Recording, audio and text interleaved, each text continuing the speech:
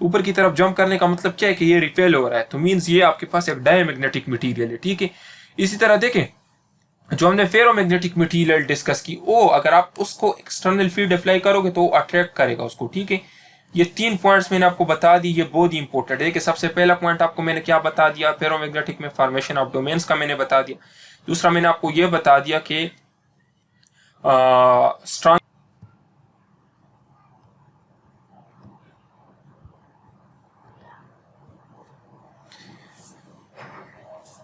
अस्सलाम वालेकुम my talented students, उम्मीद करता हूँ कि आप सब खैरियत से हैं। मैं आप लोगों के AMC एम कैडेट का इंस्ट्रक्टर हूँ और मैं खैबर मेडिकल यूनिवर्सिटी से MBBS कर रहा हूँ। सो देखिए, आप लोगों के इसरार पे हमने आज जो 19 जुलाई 2022 एम कैडेट के कुछ क्वेश्चंस जो कलेक्ट किए हैं उनको हमने सॉल्व किया है एक्सप्लेनेशन के साथ, और अभी हम उसके ऊपर एक बेहतरीन लेक्चर बना रहे हैं। तो इस वीडियो को देखने का तरीक़ेकार ये है कि देखिए, इस वीडियो में आपको जो भी वर्ड नज़र आए उसको लाजमी तैयार कर ले। जिस तरह देखिए, अभी लेट सपोज ये कोई एक MCQs है, अभी सेक्रेटिन है, गैस्ट्रिन है, इंसुलिन है, मोटिलिन है, तो ये ऑप्शंस के अंदर आपको जितने वर्ड्स नज़र आए हर वर्ड के बारे में आपको इल्म होना चाहिए। जिस तरह देखिए, अभी इसका आंसर तो एक ही होगा ना, कोई इसमें से एक इसका आंसर है।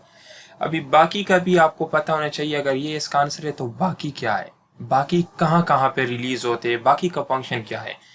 तो इस वीडियो के अंदर आपको जो जो चीज़ें नज़र आए वो लाजमी आप कवर कर ले। इंशाल्लाह मैं उम्मीद से कह सकता हूँ कि जिस तरह हमने इंटेलिजेंस पोर्शन को कवर किया था बेहतरीन तरीके से, अगर आप लोग इस वीडियो को कवर कर लेते हो तो इससे आपके एकेडमिक के बहुत सारे MCQs कवर हो जाएंगे। ठीक है, तो इस वीडियो को ध्यान से देके अपने साथ MCQs नोट कर ले, और इंशाल्लाह जितना हमसे हो सकेगा हम और भी आप लोग के लिए अपलोड करते रहेंगे। इसके अलावा देखिए, ये हमारा डेमो लेक्चर है जो बाकी कंप्लीट जितने भी पास पेपर्स है। देखिए, आज 19 जुलाई 2022 से AMC के टेस्ट स्टार्ट हुए एम कैडेट के, तो आज हमारे पास तकरीबन 200 से ज़ायद क्वेश्चंस हमने कलेक्ट किए जो हमारे स्टूडेंट्स ने दिए थे। आज हमारे टोटल 3 स्टूडेंट्स ने टेस्ट दिया था, तीनों के 3 क्लियर कर चुके हैं। तो बाकी इतने ज़्यादा क्वेश्चन हम यहाँ पे यूट्यूब में अपलोड नहीं कर सकते, डेमो के तौर पे मैं आपको कुछ क्वेश्चन सॉल्व करके आप लोग के लिए अपलोड कर रहे हैं। बाकी A to Z her centre के हर डे के जितने भी क्वेश्चंस होते हैं तो हम अपने स्टूडेंट्स के साथ जो हमारे पेड कोर्स के हैं उनके साथ हम शेयर करते रहते हैं। सो चले बढ़ते आज की वीडियो की तरफ। देखें, सबसे पहले क्वेश्चन आता है कि duodenum secret which hormone on entry of food. Duodenum food entry पे कौन सा हार्मोन सीक्रेट करता है? तो देखें, अभी सबसे पहले आप लोगों को स्ट्रक्चर का पता होना चाहिए। ये आपके पास स्टमक है, इसके बाद डायरेक्ट आपके पास स्मॉल इंटेस्टाइन स्टार्ट हो जाता है। स्मॉल इंटेस्टाइन का पहला पार्ट जो आपके पास है वो आपके पास ड्यूडेनम है। ठीक है, तो देखें, अभी स्टमक में जो फूड है मिक्सिंग के बाद हम उसको कायम कहते हैं। ठीक है, चायम या कायम, कोई इसको कायम कहता है, कोई इसको चायम कहता है। जब ये फूड आपके पास स्मॉल इंटेस्टाइन के पहले पार्ट ड्यूडेनम में एंटर होता है तो आपके पास कौन सा हार्मोन ड्यूडेनम सीक्रेट करता है? इस क्वेश्चन को ध्यान से देखिए। अभी देखिए, कॉन्सेप्ट की बात यह है कि आपके पास आपको पता है कि जो स्टमक है इसका एनवायरनमेंट एसिडिक है। स्टमक में गैस्ट्रिक एसिड वगैरह होता है जो कि गैस्ट्रिक सेल सीक्रेट करते हैं, HCl वगैरह होता है, जिसकी वजह से फूड की ब्रेकडाउन होती है और फूड का एनवायरनमेंट भी आपके पास, फूड भी एसिडिक, जो चाय में ये भी एसिडिक बन जाता है। अभी देखिए, जब ये आपके पास ड्यूडेनम में आता है, जब ये आपके पास स्मॉल इंटेस्टाइन के पहले पार्ट ड्यूडेनम में आता है तो इसकी एसिडिटी को खत्म करने के लिए बाइकार्बोनेट का होना लाजमी है। ठीक है, अभी बाइकार्बोनेट ड्यूडेनम में कहाँ से आएगा? उसके लिए भी हमें एक हार्मोन चाहिए होगा जो सिग्नल करे पैंक्रियाटिक सेल्स को, जो अपना बाइकार्बोनेट रिच फ्लूइड सीक्रेट करे। तो देखिए, हमारे पास जो ड्यूडेनम है वो सेक्रेटिन को रिलीज करता है। ये सेक्रेटिन जाता है पैंक्रियाटिक सेल पे एक्ट करता है और पैंक्रियाटिक सेल्स इसके रिस्पांस में बाइकार्बोनेट सीक्रेट करते हैं। और आपको पता है जब एसिड और बेस मिलता है तो न्यूट्रलाइजेशन रिएक्शन होता है, तो इसके बदले में आपके पास एसिडिटी जो है वो कम हो जाती है और pH बढ़ जाता है। तो आपको अगर क्वेश्चन आ जाए कि pH कहाँ पे ज्यादा होगा, स्टमक में या ड्यूडेनम में, तो आपके पास ड्यूडेनम के अंदर pH ज्यादा होगा। और अगर आपसे पूछा जाए कि ड्यूडेनम के अंदर फूड कंटेंट एसिडिक होगा या बेसिक, तो आप कह सकते हो कि वो तकरीबन न्यूट्रल होगा या स्लाइटली बेसिक होगा। ठीक है, एसिडिक नहीं होगा। तो देखिए, हमने इस क्वेश्चन को समझा। सबसे पहले देखिए स्टमक में आपके पास जो फूड होता है वो एसिडिक होता है। क्यों? क्योंकि गैस्ट्रिक एसिड HCl वगैरह होता है स्टमक के पास के अंदर। जब ये फूड ड्यूडेनम के अंदर जाता है तो वहां पर इसकी एसिडिटी को खत्म करने के लिए हमारे पास बाइकार्बोनेट आएगा। अभी बाइकार्बोनेट को सिग्नल कौन देगा? इसके लिए ड्यूडेनम एक हार्मोन सिक्रेट करेगा, सिक्रेटिन, जो कि एंडोक्राइन हार्मोन है। ये भी याद रखें, एंडोक्राइन हार्मोन है जो कि ब्लड के थ्रू जाएगा पेंक्रियाटिक सेल में। पेंक्रियाटिक सेल इसके रिस्पांस में बाइकार्बोनेट को सिक्रेट करेंगे और ये बाइकार्बोनेट आएगा एम्पोला अपरेटर के थ्रू ड्यूडेनम में, और ड्यूडेनम में ये फूड के साथ मिक्स होगा। आपको पता है एसिड और बेस जब मिलते हैं तो न्यूट्रलाइजेशन रिएक्शन होता है। ठीक है, ये आपको समझ आ गया। अब ये बाकी भी हम जरा पढ़ते हैं। देखिए हम बिल्कुल स्टार्ट से इसको देखते हैं। ये आपके पास लेट सपोज माउथ है, ठीक है, ये आपके पास माउथ है। तो देखें अगर क्वेश्चन इस तरह आया कि entry of food in mouth secret, तो देखें जैसे ही आपके मुंह में नवाली जाती है तो फूड जाता है तो सबसे पहले यहाँ पे सेलेवा सीक्रेट होता है। ठीक है, याद रखें सेलेवा सीक्रेट होता है। इसके अलावा ग्लूकोज की डाइजेशन आपके मुंह से स्टार्ट हो जाती है। ठीक है, प्रोटीन की कोई डाइजेशन आपके मुंह में नहीं होती। एक होता है इंग्वाइनल लाइफेज, एक एंजाइम है जो कि up to some extent lipid की डाइजेशन भी करता है आपके मुंह में। बाकी प्रोटीन्स की कोई डाइजेशन आपके मुंह में नहीं होती। ठीक है, प्रोटीन्स की कोई डाइजेशन नहीं होती। ये भी MCQs है। लिपिड्स की कुछ डाइजेशन होती है जिसको कौन सा एंजाइम करता है? इंग्वाइनल लाइपेज करता है। ये आपके माउथ में सीक्रेट होता है। इसी तरह यहाँ पे सेलेवा सीक्रेट होता है। सेलेवा का काम क्या होता है? फूड को सॉफ्टन करना और उसके अलावा बोलस बनाने में ये हेल्प करता है। यही बोलस फिर आता है आपके इस ट्रैक्ट में। ठीक है, GIT ट्रैक्ट में। यहाँ पे जैसे ये फूड आपके स्टमक में एंटर होता है तो स्टमक में फूड के एंट्री पे गैस्ट्रिन रिलीज होता है। तो अगर आपसे ये आ जाए कि entry of food in stomach secret what?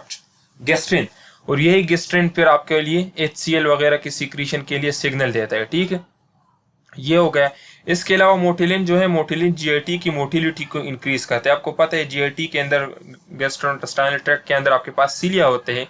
तो उन सीलिया का काम क्या है? फूड की मूवमेंट करना। तो उस मूवमेंट को एनहांस करता है मोटिलिन। ठीक है, इसके अलावा आपको पता है कि इंसुलिन क्या काम करता है? इंसुलिन का काम है ब्लड शुगर लेवल के साथ। ठीक है, ब्लड शुगर लेवल के साथ इंसुलिन का काम है। इंसुलिन क्या करता है? ब्लड शुगर लेवल को कम करता है। जब आप खाना खा लेते हैं तो आपका जो ब्लड ग्लूकोज लेवल है, ब्लड ग्लूकोज लेवल जो है वो बढ़ जाता है। इसी तरह फिर वहां पे इंसुलिन सिक्रेट होता है। इंसुलिन कहाँ से सिक्रेट होता है? अल्फा सेल से। ठीक है, तो देखिए इंसुलिन सीक्रेट होता है। इंसुलिन का काम होता है ब्लड ग्लूकोज लेवल को कम करना। भी ब्लड ग्लूकोज लेवल को किस तरह कम करेंगे? एक प्रॉपर प्रोसेस या फिर चेक कर लेना। ठीक है, ये आपका पहला क्वेश्चन हो गया। तो देखिए कहने का मतलब ये, अभी एक क्वेश्चन के अंदर मैंने आपको काफी सारे पॉइंट्स बताए। इसी तरह आपको भी हर चीज का पता होना चाहिए। ठीक है, अभी देखिए दूसरा क्वेश्चन है हमारे पास कि angle between two vectors having equal magnitude if the magnitude of resultant is equal to any of the vector. इस क्वेश्चन में आपको बताया गया है कि दो वेक्टर्स के दरमियान एंगल क्या होगी। ऐसे वेक्टर्स जिनकी मैग्नीट्यूड बराबर है, अगर रिजल्टेंट भी उनमें से किसी एक के बराबर हो। इस क्वेश्चन का सिंपली मतलब ये है कि रिजल्टेंट आपके पास, जिस तरह लेट सपोज ये हमारे पास वेक्टर F1 है, ये वेक्टर F2 है। तो देखिए इस क्वेश्चन में आपको बताया गया है कि दो वेक्टर्स है, एक F1 है एक F2 है। लेट सपोज इनकी आपके पास मैग्नीट्यूड सेम है और रिजल्टेंट की जो मैग्नीट्यूड है वो भी इन दोनों के बराबर है, या इनमें से किसी एक के बराबर। अगर किसी एक के बराबर भी है तो दोनों आपस में बराबर है। तो आप बताएं कि इनके दरमियान एंगल क्या होगी। देखिए इस क्वेश्चन को प्रूव करना, अगर कोई चाहता है कि इसको प्रूव करे तो मुझे फिर मैसेज करें। ये मेरा नंबर है, अपने साथ लिख दें, मैं उसको इसका सोल्यूशन सेंड कर दूंगा। अभी वीडियो में हम इसका सोल्यूशन नहीं कर सकते। ठीक है, 032176465226। अभी देखिए इसका आंसर है 120 डिग्री। आप अपने साथ याद रखें। ठीक है, इसी तरह देखिए और भी मैं आपको केसेस बताता हूँ, ये अपने पास लिख ले। ये हो सकता है आपके टेस्ट में ये आ जाए या और भी आ जाए। देखिए लेट सपोज हमारे पास दो वेक्टर्स है F1 और F2 और ये दोनों बराबर है। ठीक है, अब लेट सपोज अगर रिजल्टेंट की वैल्यू इन दोनों फोर्सेस के डबल आ गई, ठीक है, तो आपके पास यहाँ पे एंगल क्या होगी? एंगल आपके पास 0 डिग्री होगी। ठीक है, ये पहला केस है। इसी तरह देखिए दूसरे केस को देखिए। लेट सपोज अगर रिजल्टेंट की वैल्यू 0 आ गई तो इनके दरमियान थीटा क्या होगी? थीटा इनके पास 180 डिग्री है। ठीक है, इसका मतलब क्या है? ये अपोजिट डायरेक्शन में है। ठीक है, इसके अलावा देखें इसका मतलब क्या है? अभी अगर 0 डिग्री का मतलब है कि ये सेम डायरेक्शन में है। ठीक है, तो दोनों को हमने ऐड किया है। ठीक है, याद रखें, इसका आपको ये भी पता होना चाहिए कि क्यों जीरो, क्योंकि अपोजिट डायरेक्शन में आपको पता है वेक्टर्स अपोजिट डायरेक्शन में सब्ट्रैक्ट होते हैं। देखिए इसके अलावा तीसरा केस क्या है, लेट सपोज अगर resultant √2 into any of the sports इसके बराबर हो तो फिर इनके दरमियान थीटा क्या होगा, 90 डिग्री। ठीक है, ये अपने पास याद रखें। और इस तरह हमने ये केस डिस्कस कर लिया, अगर रिजल्टेंट एफ के बराबर हो तो आपके पास डिग्री क्या होगी, 120 डिग्री। ये आप अपने साथ सारे एमसीक्यूज लिख ले। देखिए मैं आपको समझा देता हूँ दोबारा। यहाँ पे आपको बताया गया है ना कि दो वेक्टर्स है, हमने एक वेक्टर ले लिया F1, दूसरा ले लिया हमने F2। आपको कहा गया है कि इनकी मैग्नीट्यूड इक्वल है, हमने इनकी मैग्नीट्यूड इक्वल ले ली। आपको फिर बताया गया है कि जो रिजल्टेंट की मैग्नीट्यूड है वो भी इनके बराबर है, एनी ऑफ द वेक्टर, मतलब किसी भी इनमें से किसी भी वेक्टर के बराबर है। तो याद रखिए ये दोनों आपस में भी बराबर है, तो हम ये कह सकते हैं कि जो रिजल्टेंट की मैग्नीट्यूड है वो एक वेक्टर की F1 वेक्टर के भी बराबर है, F2 वेक्टर के भी बराबर है। तो अगर इस तरह का केस आपके पास आ जाए तो आपके पास एंगल क्या होगी, 120 डिग्री। इसी तरह देखिए हमने दूसरे केसेस एक्सप्लेन किए हैं, सेम हमने लिया है कि दो हमारे पास वेक्टर्स है जिनकी मैग्नीट्यूड बराबर है। अगर रिजल्टेंट इन फोर्सेस की डबल आ गई तो आपके पास इनके दरमियान एंगल क्या होगी, 0 डिग्री। और इसका मतलब ये है कि ये सेम डायरेक्शन में है। ठीक है, अभी देखें अगर रिजल्टेंट की वैल्यू 0 आ गई तो इसका मतलब ये है कि इनके दरमियान 180 डिग्री होगा और ये अपोजिट डायरेक्शन में, एक वेक्टर इस तरफ है तो दूसरा वेक्टर इस तरफ है। ठीक है, इसी तरह अगर देखिए इसका आंसर आ गया कि रिजल्टेंट अगर √2 into any of these force के बराबर हो तो आपके पास एंगल क्या होगी, 90 डिग्री। अगर किसी को इसका सोल्यूशन चाहिए तो मुझे पर्सनली मैसेज कर दे, मैं सोल्यूशन भी बता दूंगा, लेकिन अभी वीडियो में टाइम कम है, हम सोल्यूशन नहीं बता सकते। ठीक है, अच्छा देखिए जीरोग्राफी इज एप्लीकेशन। आप जीरोग्राफी आपने सुना होगा, जेरोक्स मशीन का नाम आपने सुना होगा। सिंपली ये फोटोस्टेट मशीन को कहा जाता है। ठीक है, जो फोटोस्टेट मशीन होता है उसको जेरोक्स मशीन भी कहा जाता है, या जीरोग्राफी भी, जो फोटोस्टेट है उसको जीरोग्राफी भी कहा जाता है। तो देखिए आपको पता है जीरोग्राफी और फोटोस्टेट से रिलेटेड आपने कहाँ पे पढ़ा है, इलेक्ट्रोस्टैटिक में आपने पढ़ा है, क्योंकि इसका जो मैकेनिज्म है ना वो इलेक्ट्रोस्टैटिक के ऊपर बेस्ड है। ठीक है, इलेक्ट्रोस्टैटिक क्या है, study of charges at rest. ठीक है, तो इसका जो एप्लीकेशन है वो इलेक्ट्रोस्टैटिक के साथ। अभी देखिए और आपके टेस्ट में क्या आ सकता है कि इलेक्ट्रोस्टैटिक के और क्या क्या एप्लीकेशन। देखिए कैपेसिटर क्या है, किसका एप्लीकेशन है, वो भी इलेक्ट्रोस्टैटिक का एप्लीकेशन है। ठीक है, इसी तरह और आपके इसमें के अंदर क्या क्या चीजें इंक्लूड है, बस मैंने ये याद रखे कैपेसिटर, आपको पता है कैपेसिटर भी आप लोगों का इलेक्ट्रोस्टैटिक के ऊपर बेस्ड है। इलेक्ट्रोस्टैटिक के अंदर देखिए सबसे अहम चीज क्या है, कूलम्स लॉ है। आपको पता है ना कूलम्स लॉ का, कूलम्स लॉ सबसे ज्यादा इंपॉर्टेंट है। कूलम्स लॉ क्या है, F is equal to K into Q1 Q2 divide by R square, कि मीन्स दो चार्जेस के दरमियान डिस्टेंस जो है वो उन चार्जेस के प्रोडक्ट के बराबर होगा, और इसके अलावा उन चार्जेस के दरमियान जो डिस्टेंस होगा उनके R स्क्वायर के। ये लेट सपोज ये आपके पास Q1 चार्ज है, ये आपके पास Q2 चार्ज है, ये इनके दरमियान डिस्टेंस है। तो इनके दरमियान जो फोर्स एक्ट करेगा, यहाँ से भी फोर्स एक्ट करेगा, ये किसके बराबर है, Q1 Q2 divide by R square. तो आप सिंपली आपसे ये भी कहा जा सकता है, देखिए इससे ये भी आ सकता है कि अगर दो चार्जेस के दरमियान हम डिस्टेंस को डबल करें तो फोर्स कितना रिड्यूस होगा, तो फोर्स आपके पास कितना हो जाएगा रिड्यूस, 4 टाइम्स रिड्यूस हो जाएगा। ठीक है, इसी तरह इसमें से और भी आपको आ सकता है कि अगर हम चार्जेस की मैग्नीट्यूड को डबल करें तो ये भी डबल हो जाएगा, ये भी डबल हो जाएगा, तो आपके पास फोर्स कितना बढ़ जाएगा, 4 टाइम। ठीक है, अच्छा देखिए the nature of cobalt is, cobalt की नेचर क्या है, फेरोमैग्नेटिक, डायमैग्नेटिक, पैरामैग्नेटिक, नन। तो देखें सबसे पहले याद रखें ये फेरोमैग्नेटिक मटेरियल है। ठीक है, फेरोमैग्नेटिक। इसके अलावा दूसरा जो यहाँ से इंपोर्टेंट एमसीक्यूज आ सकता है और फेरोमैग्नेटिक मटेरियल्स क्या है, आयरन, कोबाल्ट और निकल। अच्छा देखिए आप लोग ये सोच रहे होंगे कि ये क्या चीज़ है, तो देखिए LHR मीन लाहौर, ये आज लाहौर में आया था ये क्वेश्चन। ठीक है, लाहौर सेंटर में। इसी तरह ये रावलपिंडी सेंटर में आया था, ये वाला भी रावलपिंडी सेंटर में आया था, और ये वाला भी रावलपिंडी सेंटर में आया था। ठीक है, तो देखिए अभी जो आपके पास कोबाल्ट है वो फेरोमैग्नेटिक है, आयरन, कोबाल्ट, निकल, बाकी ये जितने भी है तो ये भी आपके पास फेरोमैग्नेटिक है। अभी देखिए फेरोमैग्नेटिक क्या है, इनके अंदर जो आपके पास इंडिविजुअल एटम्स होते हैं ना, फेरोमैग्नेटिक मटेरियल जो होते हैं इनके अंदर जो इंडिविजुअल एटम्स होते हैं, इंडिविजुअल एटम्स होते हैं जो इनके अंदर, वो तीन मैग्नेट की तरह एक्ट करते हैं। वो इस तरह में एक्ट करते हैं कि जैसे बस वो अपने लिए सेपरेट मैग्नेट से। ठीक है, और ये इवन अगर कोई एक्सटर्नल फील्ड आप इनको ना भी दे तब भी ये एक दूसरे को इस तरह अलाइन कर लेते हैं कि जो पूरा मटेरियल होता है ये एज अ मैग्नेट एक्ट करता है। ठीक है, जो फेरोमैग्नेटिक मटेरियल्स होते हैं जिस तरह कोबाल्ट, तो देखिए अभी कोबाल्ट, लेट सपोज ये कोबाल्ट है, इसके अंदर तो बहुत सारे एटम्स होंगे ना, तो इन एटम्स ने अपने आप को अलाइन किया होगा एक सेपरेट मैग्नेटिक मटेरियल की तरह।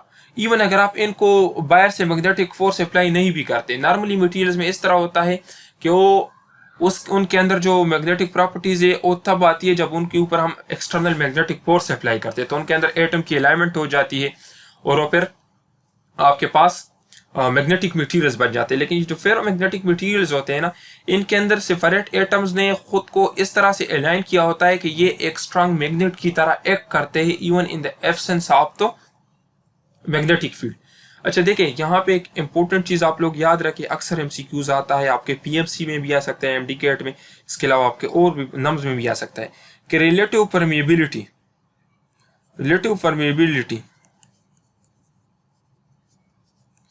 आपके पास जो फेरोमैग्नेटिक मटेरियल है इनकी रिलेटिव परमिटिविटी 1 से बहुत ज्यादा होगी। अभी आप लोग सर्च कर ले कि रिलेटिव परमिटिविटी क्या है, क्योंकि ये अपने लिए एक्स्ट्रा एक बहुत बड़ा टॉपिक है, ठीक है, तो याद रखिए। इसके अलावा इसमें और भी आए Fe3O4, ये भी एक फेरोमैग्नेटिक मटेरियल है, निकल हो गया, कैडमियम हो गया, ठीक है, कैडमियम भी है, ये भी आपके पास एक फेरोमैग्नेटिक मटेरियल है। बाकी जो डायमैग्नेटिक है, फेरोमैग्नेटिक है, ये आगे भी एक क्वेश्चन आया, उसमें हम डिस्कस कर लेंगे, ठीक है। अच्छा देखिए, द नेचर ऑफ कॉपर क्या है? Copper is diamagnetic material. अभी डायमैग्नेटिक मटेरियल क्या होते हैं कि देखें, डायमैग्नेटिक के आपके पास रिजल्टेंट फील्ड 0 होगा,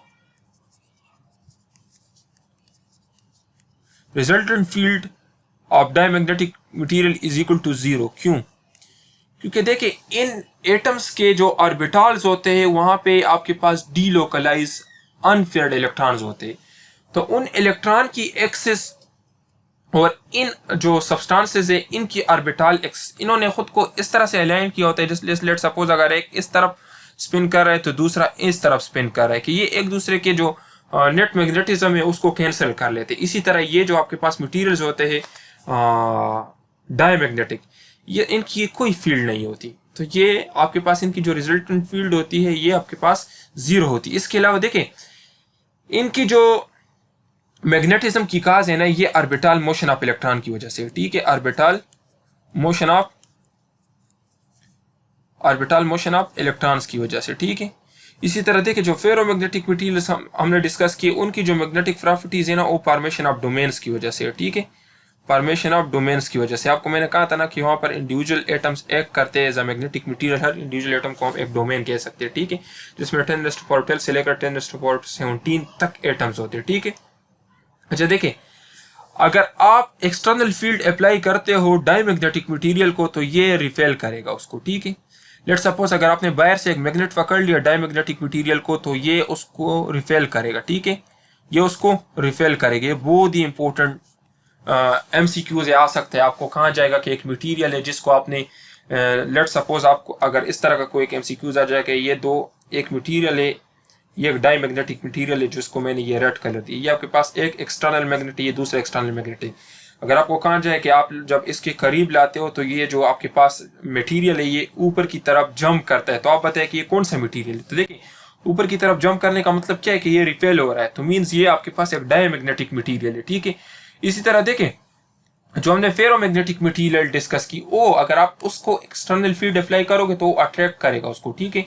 ये 3 पॉइंट्स मैंने आपको बता दी, ये बहुत ही इंपॉर्टेंट है। कि सबसे पहला पॉइंट आपको मैंने क्या बता दिया, फेरोमैग्नेटिक में फॉर्मेशन ऑफ डोमेन्स का मैंने बता दिया। दूसरा मैंने आपको ये बता दिया कि strongly attracted in the external field, इसी तरह diamagnetic strongly repelled in the field. इसी तरह वहां पे मैंने आपको एग्जांपल बता दी, यहाँ पे भी कॉपर, जिंक, विस्मत और सिल्वर, ये इसके एग्जांपल्स है, ठीक है। तो देखिए याद रखिए, आपसे ये क्वेश्चन लाजमी पूछा जा सकता है कि अगर आपने एक्सटर्नल फील्ड अप्लाई किया एक मटेरियल को और वो मटेरियल उसको रिपेल कर रहा है, एक मेटल को आपने एक्सटर्नल फील्ड अप्लाई किया और वो मेटल रिपेल हो रहा है, तो आप बताएं कि ये कौन सा मेटल है, तो आप कह सकते हैं कि this is a diamagnetic material. और अगर आपसे कहा जाए कि ये इसको अट्रैक्ट कर रहा है, स्ट्रांगली अट्रैक्ट कर रहा है, तो ये कौन सा मटेरियल है, तो आप कह सकते हो कि it is a ferromagnetic material. अगर आपसे कहा जाए कि वीकली अट्रैक्ट कर रहा है तो इट मीन्स ये फेरामैग्नेटिक मटेरियल है। और फेरामैग्नेटिक मटेरियल में आपके पास जो मैग्नेटिज्म की प्रॉपर्टीज है ये स्पिन मोशन ऑफ इलेक्ट्रॉन्स की वजह से, ठीक है, स्पिन मोशन ऑफ इलेक्ट्रॉन। आपको पता है इलेक्ट्रॉन दो तरह से मूवमेंट करता है, एक स्पिन मोशन होता है, एक ऑर्बिटल मोशन। तो जिस तरह देखिए लेट सपोज ये एक ऑर्बिट है, तो इलेक्ट्रॉन इसमें इस तरीके से भी चक्कर लगाता है, मोशन करता है, इसके अलावा अपने इर्द गिर्द भी ये मोशन करते हैं। तो स्पिन मोशन की वजह से फेरोमैग्नेटिक प्रॉपर्टीज होती है, ऑर्बिटल मोशंस की वजह से आपके पास फेरोमैग्नेटिक प्रॉपर्टीज होती है, ठीक है। ये बहुत इंपॉर्टेंट क्वेश्चन है, इसको याद रखिए, क्योंकि देखिए आज पेशावर सेंटर में भी आया है, लाहौर सेंटर में भी आया है, ठीक है। अच्छा देखिए length of second pendulum is,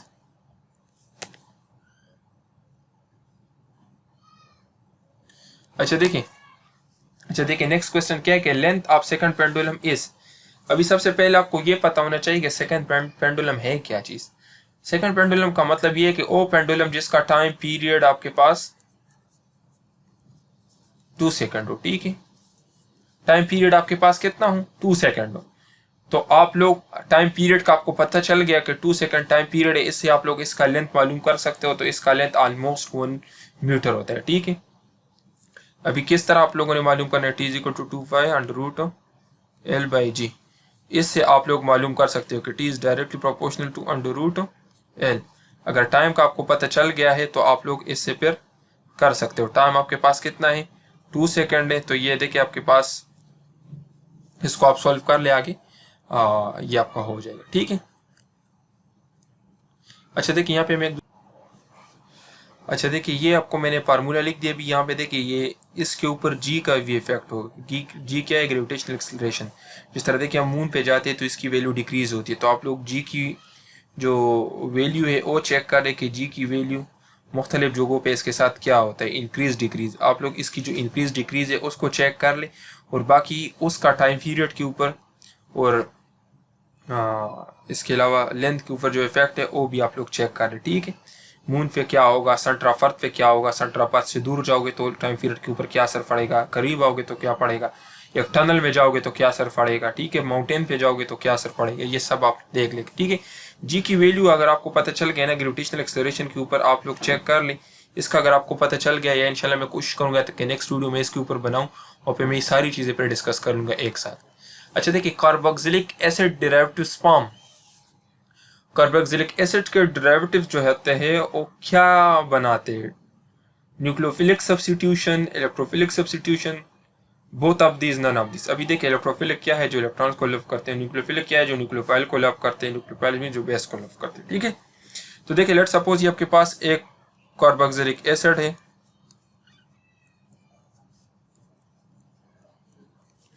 अभी देखिए न्यूक्लियोफिलिक सब्स्टिट्यूशन रिएक्शन इसमें होता है, क्यों, क्योंकि देखें where the nucleophile OH is substituted by another nucleophile, क्योंकि देखिए यहाँ पे जो आपके पास ये होता है ना, ये न्यूक्लियोफाइल OH माइनस होता है ना, ये न्यूक्लियोफाइल है क्योंकि उसके ऊपर नेगेटिव चार्ज है, इसके साथ इलेक्ट्रॉन्स है, ठीक है। ये न्यूक्लियोफाइल कोई भी दूसरा जो आपके पास मॉलिक्यूल होता है तो इसको रिप्लेस करते हैं, ठीक है। जब रिप्लेस करते हैं तो इसका असर क्या होता है, देखिए अगर ये चला गया, ये अपने साथ नेगेटिव चार्ज ले गया, ठीक है, क्योंकि इसके ऊपर नेगेटिव चार्ज आ जाएगा, यहाँ पे आपके पास प्लस चार्ज आ जाएगा, ये इलेक्ट्रॉन जो है ये डीलोकलाइज हो जाएंगे, यहाँ पे ये डबल बॉन्ड के जो इलेक्ट्रॉन्स है ये इन दोनों के ऊपर डीलोकलाइज हो जाएंगे, ठीक है। तो देखें जब ये इलेक्ट्रॉन यहाँ से आ जाएंगे तो ये इलेक्ट्रॉन्स क्यों अपने तरफ अट्रैक्ट करेंगे, यहाँ से आपको इस चीज का पता है। देखिए कार्बोक्सिलिक एसिड का ये मैंने आपको फार्मूला बता दिया है, जब OH माइनस इससे रिमूव हो जाएगा, इस ऑक्सीजन के ऊपर पॉजिटिव चार्ज आ जाएगा। ऑक्सीजन ऑलरेडी आप लोग के पास इलेक्ट्रोनेगेटिव है बहुत ज्यादा, जब प्लस चार्ज आ जाएगा तो और भी इलेक्ट्रोनेगेटिव हो जाएगा, तो इसलिए वो इस डबल बॉन्ड के जो इलेक्ट्रॉन्स है वो अपनी तरफ इसको अट्रैक्ट कर लेगा, ठीक है। इलेक्ट्रॉन की डेंसिटी इसकी तरफ हो जाएगी, तो इसलिए इसके जो मैक्सिमम रिएक्शंस है वो न्यूक्लियोफिलिक सब्स्टिट्यूशन रिएक्शंस होते हैं, ठीक है।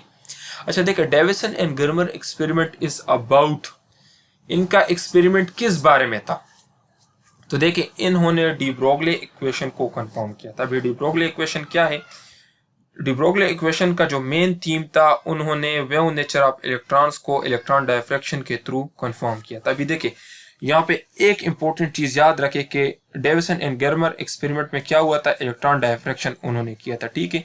ये काफी इंपॉर्टेंट MCQs है, अक्सर KPK में ये ईटा में भी आता था, एमडीकेट में। तो डेविसन एंड गेर्मर एक्सपेरिमेंट में आपके पास इलेक्ट्रॉन डायफ्रेक्शन हुआ था। उन्होंने डी ब्रोगली जो इक्वेशन है उसको प्रूव किया था, डी ब्रोगली हाइपोथेसिस को प्रूव किया था, जिसका मतलब क्या है कि मैटर वेव की तरह भी बिहेव कर सकता है, ठीक है। इसके अलावा देखिए आप लोग कॉम्पटन इफेक्ट भी एक नज़र चेक कर ले, फोटो इलेक्ट्रिक इफेक्ट भी देख ले, बोहर इफेक्ट भी देख ले, ठीक है। ये तीनों इफेक्ट्स आप लोग एक नज़र चेक कर ले, खासकर ये कॉम्पटन इफेक्ट और फोटो इलेक्ट्रिक इफेक्ट। टाइम कम है इसलिए हम वीडियो को बढ़ाते हैं आगे। Photorespiration is due to, अच्छा देखिए फोटो रिस्पायरेशन क्या होता है। फोटो रिस्पायरेशन सबसे पहली चीज़ ये ना कि आपके पास क्लोरोप्लास्ट के अंदर होता है C4 प्लांट्स, ठीक है। जो C4 प्लांट्स है, अभी आप लोग को अगर नहीं पता कि C4 प्लांट्स क्या है, C4 प्लांट्स वो होते हैं जिसके अंदर फोटोसिंथेसिस का पहला प्रोडक्ट 4 कार्बन कंपाउंड होता है, ठीक है। तो ये क्लोरोप्लास्ट के अंदर होता है, और ये क्यों होता है, ये रोबिस्को एक एंजाइम है, ठीक है, इसकी वजह से होता है, क्योंकि ये कार्बोक्सिलेज की तरह भी, कार्बोक्सिलेज भी एक्ट करता है और ऑक्सीजनेज भी एक्ट करता है। जब आपके पास कार्बन डाइऑक्साइड की कंसंट्रेशन ज्यादा हो जाए लीव के अंदर, ये कब होता है, जब आपके पास ड्राई कंडीशंस हो, ठीक है। तो जब ज्यादा वाटर लॉस हो, ठीक है, जब ज्यादा ऑक्सीजन बाहर निकले, तो उस टाइम ये एक्ट करता है एज अ कार्बोक्सिलेज, और ये कार्बन डाइऑक्साइड को इनकॉर्पोरेट करता है। तो नॉर्मल फोटोसिंथेसिस आपके पास फोटो रिस्पायरेशन की तरफ डाइवर्ज हो जाती है, ठीक है। ये आप याद रखें। बाकी इसके जो स्टेप्स है वो आप चेक कर ले, इसके अंदर तकरीबन 3-4 स्टेप्स है इंपॉर्टेंट, वो आप देख ले एक नज़र, ठीक है। इसके अलावा ये इन तीनों जगहों पे होता है, क्लोरोप्लास्ट, पेरोक्सिसोम, माइटोकॉन्ड्रिया।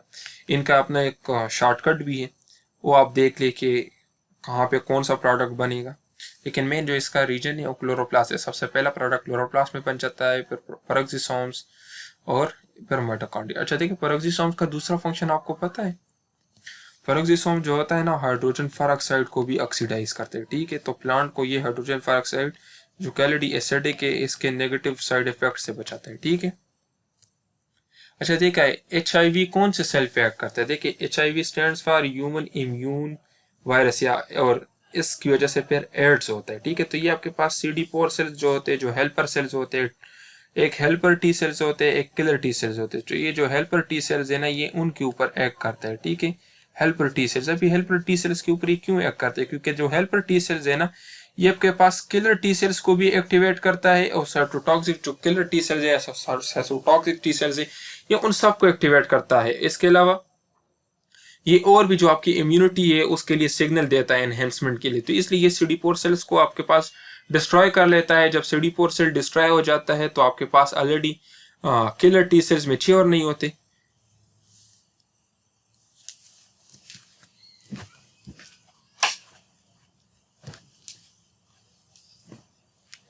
जब किलर टी सेल्स आपके पास मैच्योर नहीं होंगे तो आपके पास जिस्म की इम्यूनिटी कम होगी। तो इसलिए इसको हम कह सकते हैं फिर एड्स, इम्यून डिफिशिएंसी वायरस है ये, और ये जो डिजीज काज करता है, जिसके अंदर मल्टीपल कंडीशंस होते हैं फिर, जिसमें देखिए आपकी स्केलेटन के ऊपर इसके काफ़ी सारे असरात होते हैं। इसके अलावा आई साइट के ऊपर इसके काफ़ी असरात होते हैं, ठीक है। तो फिर इसमें ये सारी चीज़ें आपकी इफेक्ट हो जाती है।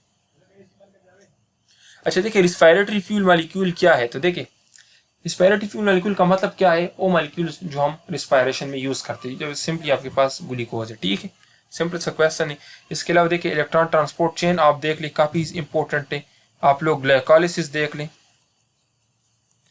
और आप लोग क्रेब्स साइकिल भी देख लें, ठीक है, ये काफ़ी इंपॉर्टेंट है। अच्छा देखिए यहाँ से लास्ट ईयर एक क्वेश्चन आया था कि क्रेब्स साइकिल में डायरेक्ट ATP कितने फॉर्म होते हैं, ठीक है। डायरेक्ट ATP क्रेब्स साइकिल के अंदर कितने फॉर्म होते हैं। तो आपको पता है कि एक डायरेक्ट ATP आपके पास बनता है यहाँ पे, और वो किधर बनता है, और जो GTP है ना, वो GTP जो ब्रेक डाउन होती है उसकी, तो वहाँ पे एक आपके पास ATP बनता है, ठीक है, डायरेक्ट ATP। अच्छा देखिए double slit experiment, young double slit experiment आप लोगों ने पढ़ा होगा। यंग डबल स्लिट एक्सपेरिमेंट क्या है, ये यहाँ पे यंग डबल स्लिट एक्सपेरिमेंट का पूछा गया। देखिए यंग डबल स्लिट एक्सपेरिमेंट ने वेव करेक्टर ऑफ लाइट या वेव नेचर ऑफ लाइट को प्रूव किया था। अभी इसके ऊपर क्वेश्चन टेस्ट में किस तरह आया था ये कंफर्म नहीं है, लेकिन बस आप लोगों में इसके अंदर बहुत सारे MCQs बता देता हूँ, ये आप लोग याद रखें, ठीक है। देखिए यंग डबल स्लिट एक्सपेरिमेंट में interference, experimental demonstration of interference हुई थी, ठीक है, इंटरफेरेंस की डिमॉन्स्ट्रेशन हुई थी। कोई भी क्वेश्चन अगर फिर आपका टेस्ट में आ जाए तो फिर आप उसको ठीक कर देना, ठीक है। इंटरफेरेंस डायफ्रैक्शन भी इसके अंदर हुई थी, ठीक है। डायफ्रैक्शन प्लस इंटरफेरेंस दोनों यंग डबल स्लिट एक्सपेरिमेंट के अंदर हुआ था, ठीक है। इसके अलावा इसने वेव नेचर ऑफ लाइट को प्रूव किया था। इसके अलावा देखिए, आप जो लाइट दे रहे हैं अगर उसकी वेवलेंथ, देखिए इसमें आपको पता है वो डायग्राम आप देख ले, इसमें एक स्लिट है जिसके अंदर हमने लाइट को पास करना है। तो देखिए आप जो लाइट दे रहे अगर उसकी वेवलेंथ बहुत बहुत ज्यादा है स्लिट की साइज से, तो आपके पास कोई ना तो इंटरफेरेंस होगी, ठीक है, और ना आपके पास हो डायफ्रैक्शन होगी, ठीक है। आपके पास कोई भी इंटरफेरेंस या डायफ्रैक्शन नहीं होगी। एक पॉइंट। दूसरा पॉइंट, लाइट दे रहे उसकी वेवलेंथ बहुत ही कम हो स्लिट की साइज से, तो आपके पास क्या है, फिर भी ना तो कोई इंटरफेरेंस होगी, ठीक है, प्लस डायफ्रैक्शन भी आपके पास नहीं होगी। इसके अलावा इसमें जो इंपॉर्टेंट कंडीशन है क्या है, जो आप जो वेवलेंथ दे रहे हो उसकी जो लाइट दे रहे उसकी वेवलेंथ स्लिट की साइज के बराबर होनी चाहिए, तब भी आपके पास इंटरफेरेंस भी होगी और आपके पास डायफ्रैक्शन भी होगी, ठीक है। तो याद रखें, देखिए यहाँ पे हमने क्या क्या पॉइंट्स बता दिए। सबसे पहले हमने ये बता दिया कि यंग डबल स्लिट एक्सपेरिमेंट ने वेव नेचर ऑफ लाइट को प्रूव किया था, ठीक है। इसके अलावा यंग डबल स्लिट एक्सपेरिमेंट में इंटरफेरेंस भी हुआ था, डायफ्रैक्शन भी हुआ था। अगर आप जो लाइट दे रहे हो उसकी वेवलेंथ बहुत ज्यादा हो स्लिट साइज से, तो आपके पास कोई डायफ्रैक्शन और इंटरफेरेंस नहीं होगी। अगर लाइट की वेवलेंथ कम है स्लिट साइज से, तब भी कोई इंटरफेरेंस और डायफ्रैक्शन नहीं होगी। इंटरफेरेंस और डायफ्रैक्शन और यंग डबल स्लिट एक्सपेरिमेंट तब ही होगा जो आप लाइट दे रहे हो उसकी वेवलेंथ स्लिट साइज के बराबर हो, ठीक है। इसके अलावा देखिए दूसरे पॉइंट्स में आपको बता देता हूं, जो डायफ्रैक्शन है ना, diffraction is directly proportional to wavelength of light. देखिए अभी जिस लाइट की वेवलेंथ जितनी ज्यादा होगी उसकी डायफ्रैक्शन उतनी ज्यादा होगी, ठीक है। अभी आप देख ले वेव गायर, violet, indigo, blue, green, yellow, orange, red, ठीक है। अभी इसमें सबसे ज्यादा वेवलेंथ किसकी है, रेड की है। तो इट मीन रेड की डायफ्रैक्शन सबसे ज्यादा होगी। सबसे कम वेवलेंथ किसकी है, वायलेट की है। तो इट मीन आपके पास वायलेट की डायफ्रैक्शन सबसे कम होगी। इसके अलावा देखिए एक दूसरा है स्कैटरिंग, मैं यहां पे लिख देता हूं स्कैटरिंग। ये जो है ये वेवलेंथ की इनवर्स से रिलेटेड, ये जो क्वेश्चन मैं आपको बता रहा हूं ये दोनों आज से 2 साल पहले एएमसी एम कैडेट के टेस्ट में थे, ठीक है। जो स्कैटरिंग है ना वो इनवर्सली प्रोपोर्शनल है वेवलेंथ के। तो इट मीन देखें यहाँ पे सबसे ज्यादा वेवलेंथ किसकी है, रेड लाइट की। तो रेड लाइट की डायफ्रैक्शन सबसे ज्यादा होगी, स्कैटरिंग जो है वो सबसे कम होगी। वायलेट लाइट की आपके पास स्कैटरिंग सबसे ज्यादा होगी, ठीक है। इसके अलावा देखिए एनर्जी जो है ना, एनर्जी वो भी आपके पास इनवर्सली प्रोपोर्शनल है वेवलेंथ की, ठीक है। तो अभी देखिए यहाँ पे सबसे ज्यादा वेवलेंथ किस लाइट का है, रेड का। रेड की एनर्जी सबसे कम होगी, वायलेट की एनर्जी सबसे ज्यादा होगी। जैसे कि हम अल्ट्रा वायलेट लाइट की बात करते हैं, इसको याद किस तरह रखना है, अल्ट्रा वायलेट। अल्ट्रा वायलेट सबसे हाई पावर लाइट है ना, सबसे हाई एनर्जी है उसकी, तो इसी तरह वायलेट, अल्ट्रा वायलेट, ठीक है। अच्छा देखिए लाइसोजेनिक साइकिल को लैटिक साइकिल में जब हम कन्वर्ट करते हैं, हम नहीं खुद कन्वर्ट होता है, तो उसको क्या कहते हैं, उस प्रोसेस को कहते हैं इंडक्शन। अभी देखिए जो लैक्टिक साइकिल होता है ना, लैक्टिक साइकिल ये आपके पास सेल की लाइसिस करता है, ये सेल्स के लिए डेंजरस है। लाइसोजेनिक साइकिल होता है इसमें जो आपके पास फॉरेन पार्टिकल होता है, ये सेल में एक हेल्दी इन्वायरमेंट के अंदर अपना डिवीजन करता है सेल को नुकसान पहुंचाए बगैर। जब ये लैक्टिक साइकिल में कन्वर्ट होता है तो ये फिर सेल की ब्रस्टिंग करता है, ठीक है, याद रखिए। तो लाइसोजेनिक साइकिल की मिसाल किस तरह है, गेस्ट की तरह। जिस तरह देखिए हमारे घर में गेस्ट आते हैं तो हमारे साथ रहते हैं आराम से, सुकून से, हमें नुकसान पहुंचाए बगैर, ठीक है। और लैक्टिक साइकिल की मिसाल किस तरह है, एनिमी की तरह, ठीक है। अच्छा देखिए इथाइल एसीटेट ने ग्रिग्नार्ड रिएजेंट के साथ मिथाइल मैग्नीशियम ब्रोमाइड के अंदर एक्ट किया। ग्रिग्नार्ड रिएजेंट किस चीज का, इथाइल एसीटेट का ग्रिग्नार्ड रिएजेंट जो है उसने मिथाइल मैग्नीशियम ब्रोमाइड के साथ एक्ट किया, तो आपके पास क्या बनेगा, प्रोडक्ट में क्या होगा। तो देखिए यहाँ पे हमने ये एक्सप्लेन किया है कि अगर आपके पास ये, अभी देखें इस क्वेश्चन में ये बताया गया है ना कि अगर आपके पास रिएजेंट कम हो तो फिर आपके पास जो प्रोडक्ट बनेगा वो एक कीटोन होगा, ठीक है, कीटोन, याद रखिए। अभी इस केस में क्या होगा, प्रोपेनोन, ठीक है। और अगर आपके पास रिएजेंट ज्यादा हो तो फिर आपके पास अल्कोहल बनेगा, कौन सा अल्कोहल, टर्शियरी अल्कोहल बनेगा, ठीक है। इस केस में क्या होगा, 2 मिथाइल प्रोपेन 2 या 2 प्रोपेनोल, ठीक है। इस रिएक्शन को आप समझे, ये देखिए आपके पास ग्रिग्नार्ड रिएजेंट हो गया, ये आपके पास क्या है, इथाइल एसीटेट है। इसने ग्रिग्नार्ड रिएजेंट जो मिथाइल मैग्नीशियम ब्रोमाइड है उसके साथ एक्ट किया, इलेक्ट्रॉन्स की शिफ्टिंग हो गई, इसके अलावा इसकी ब्रेकिंग हो गई, तो ये आपके पास देखिए यहाँ पे क्या बना है, एक टर्शरी अल्कोहल बना है। इट मीन्स कि आपके पास क्या है, इथाइल एसीटेट एक्सेस में है, इथाइल एसीटेट एक्सेस में है, इसलिए आपके पास टर्शरी अल्कोहल बने। अगर आपने इथाइल एसीटेट को कम रखा तो फिर आपके पास क्या बनेगा, फिर आपके पास बनेगा कीटोन, इस केस में क्या होगा, प्रोपेनोन। ठीक है, तो ये आपका अभी देखिए ये प्रोपेनोन, इसको सिंपली याद इस तरह रखते हैं ना, ये इथाइल है तो इसके साथ आपने 1 कार्बन एक्स्ट्रा ऐड करना है और उसका कीटोन बनाना है। तो देखिए ये इथाइल है, मीथेन, इथेन, प्रोपेन। तो आपके पास देखिए इथेन है 2 कार्बन कंपाउंड है, तो एक जब इसके साथ हम ऐड कर लेंगे 3 कार्बन कंपाउंड बढ़ेगा प्रोपेन, तो इसका कीटोन आप बनाए तो ये आपके पास बन जाएगा प्रोपेनोन। इसी तरह अगर ये आपके पास प्रोपाइल एसीटेट था तो इसका आपके पास क्या बन जाता, मिथानोन। ठीक है, मीथेन, इथेन, प्रोपेन, ब्यूटानोन आपके पास बन जाता। ठीक है, तो इसी तरह आपने +1 कार्बन और इसका कीटोन बनाना है अगर आपके पास रिएजेंट लिमिटेड हो। इसी तरह अगर आपके पास देखें रिएजेंट आपके पास एक्सेस में हो तो फिर आपके पास टर्शियल अल्कोहल बनेगा, इनकी नेमिंग डिफरेंट है। ठीक है, अच्छा देखिए आप लोग हमारे फेट कोर्स को भी ज्वाइन कर सकते हैं। ये आज की वीडियो के अंदर हमने 6 क्वेश्चंस को एज अ डेमो आपके साथ शेयर किया। इसके अलावा आज हमारे 3 स्टूडेंट्स टोटल ने टेस्ट दिया था, तीनों के 3 अपना टेस्ट क्लियर कर चुके हैं। हम आपको 2 दिन में भी तैयारी करवा सकते हैं टेस्ट की पासिंग गारंटी के साथ। 1 दिन में भी हम आपको बहुत कुछ तैयार करवा सकते हैं। 7000 हमारी फीस है।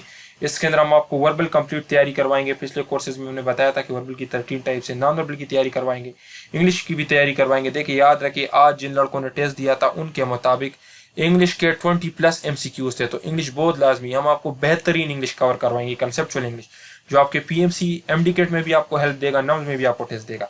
इस तरह देखिए पास पेपर्स के ऊपर डिस्कशन होगी। जिस तरह आज हमने तकरीबन कुछ 20 क्वेश्चंस आपके साथ डिस्कस किए, वहाँ पे भी हम डेली बेसिस पर जितने भी क्वेश्चंस होते हैं 100-200 क्वेश्चंस होंगे, 10 होंगे, 20 होंगे, वो आपके साथ शेयर करते रहेंगे। सेलेक्टेड क्वेश्चंस भी देंगे, टीचर का सपोर्ट होगा। अगर आपको कहीं पे कंफ्यूजन होती है तो आप टीचर से पूछ सकते हो, आपको गाइड करेगा। प्रैक्टिस टेस्ट भी हम आपको प्रोवाइड करेंगे।